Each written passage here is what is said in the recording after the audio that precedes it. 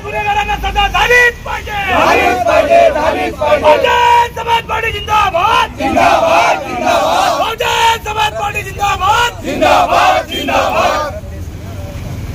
भारत के 3 कप्तान, भारत देश के 3 कप्तान, बमलाल गुन्हेगारांना सजा झालीच पाहिजे. बमलाल गुन्हेगारांना सजा झालीच पाहिजे. बैंक मेरी मायावती जिंदाबाद. राजनीति, आंदोलन, किसान, करप्शन, गरीबी, इन सभी मुद्दों पर आवाज उठाएगा अब तक न्यूज इंडिया. सत्ता के आगे जब भी सवाल कमजोर पड़ने लग जाए तो सवाल उठाने पड़ते हैं. बोल के लफ्ज आजाद है तेरे, बोल के सच जिंदा है अब तक. पिछले महीना तकरीबन 1 महीना पहले जो माननीय उच्च न्यायालय मुंबई का जो निर्णय आया है मालेगांव बम ब्लास्ट 2008 के सिलसिले में, जिसमें 17 साल जो ट्रायल चला और 17 साल ट्रायल चलने के बाद जिन लोगों के ऊपर आरोपी जिन्हें बनाया गया था उन आरोपियों को निर्दोष मुक्तता की गई.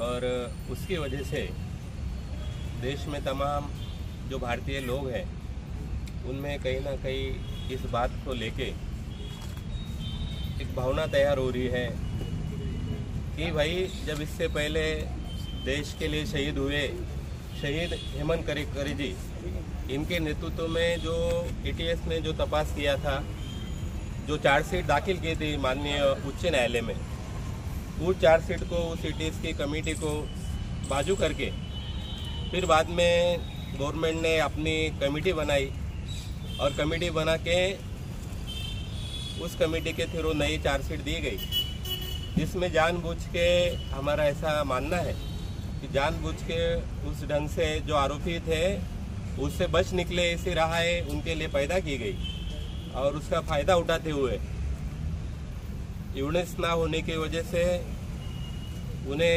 माननीय उच्च न्यायालय ने उन्हें निर्दोष मुक्तता कर दी. और उसकी वजह से यहाँ के जो बेगुनाह लोग हैं, जो मालेगांव के आवाम है, जिस मालेगांव के आवाम में हम सब में एक खून दौड़ता है, उनका जो बेगुनाह लोगों का खून बहाया गया, जिन्हें शहीद किया गया, उन लोगों के साथ अभी तक 17 साल से भी उनको इंसाफ नहीं मिल पाया.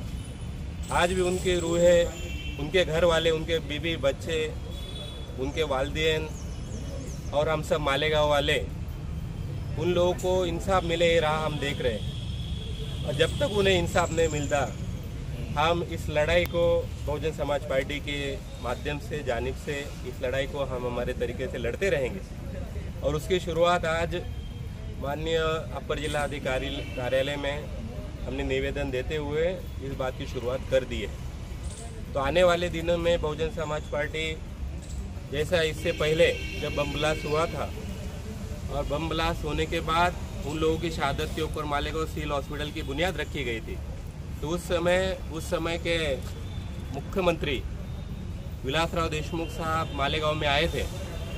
तो बहुजन समाज पार्टी ने उनके खिलाफ एहतजाज किया था.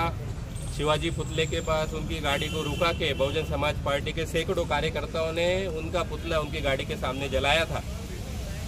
और उस बात का निषेध जिस समय मालेगांव मामला हुआ उसके कुछ ही दिनों बाद हमने मालेगांव के सीएम के सामने उसका पुतला जला के इस बात का हमने निषेध किया था. और आज भी मालेगांव कोर्ट में हमारे सैकड़ों कार्यकर्ताओं के ऊपर उस बात के गुने और उसका ट्रायल चल रहा है.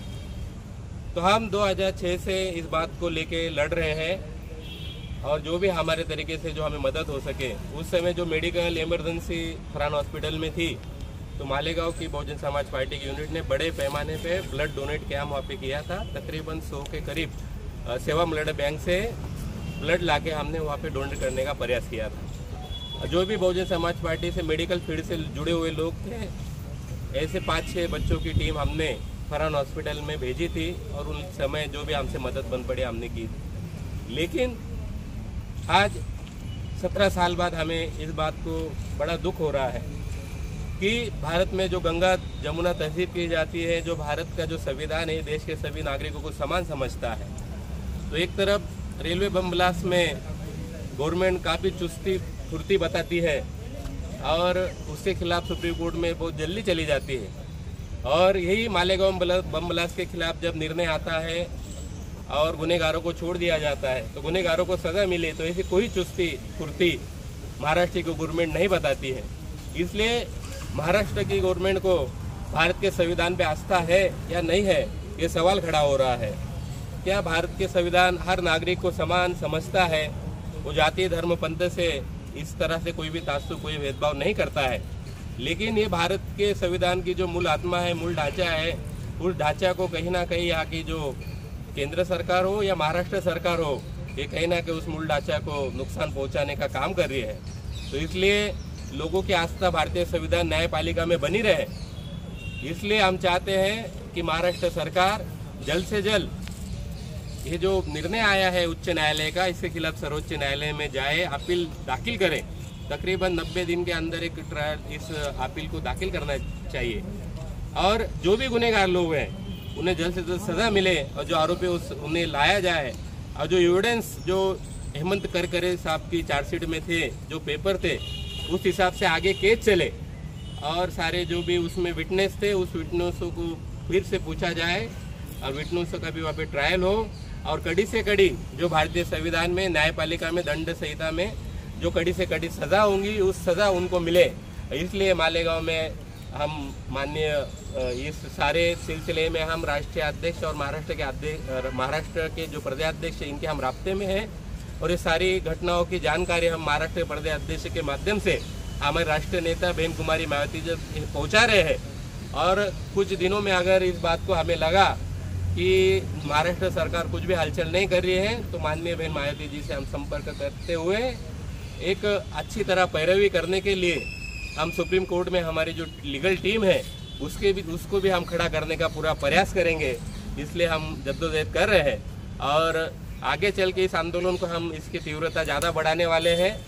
अगर सरकार ने कुछ जल्दी कार्रवाई नहीं की तो हम शहीदों की यादगार से बेमुदत धरना उपोषण आंदोलन करने वाले हैं। उसके लिए हम पूरी तरह कायदेशीर परवानगी भी ले रहे हैं और उस धरने आंदोलन करने के बाद भी अगर इस बात को नहीं माना जाता है तो इस आंदोलन को हम बड़े पैमाने पर बढ़ाते हुए जो भी इसके परिणाम होंगे उसके लिए शासन प्रशासन इसके लिए जिम्मेदार होगा। इस बात के आज हम उनको चेतावनी देते हैं और जल्द से जल्द आप लोग इस सिलसिले में आप एक अपील दाखिल करेंगे और अपील ही नहीं करेंगे तो सही ढंग से इसकी पैरवी भी करेंगे और अच्छा वकील भी देंगे। जो वकील सही मायनों में जो मैनेज वकील ना हो, जो वकील सही मायनों में इन्हें बेकसूर लोग थे वो जो जिनके साथ ये इंसिडेंट हुआ उनको न्याय दिलाने के लिए पूरी ताकत लगाएगा, ऐसा वकील महाराष्ट्र शासन देगा, ऐसे हम आशा करते हैं। और आप सब लोग यहाँ पे आए, मैं बहुजन समाज पार्टी के प्रदेश खानदेश जोन प्रभारी के नाते आप सब लोगों का यहाँ पे शुक्रिया अदा करता हूँ और आप हमारी बात तमाम आवाम तक जनता तक पहुँचाएंगे, इस गुजारिश के साथ आपका धन्यवाद।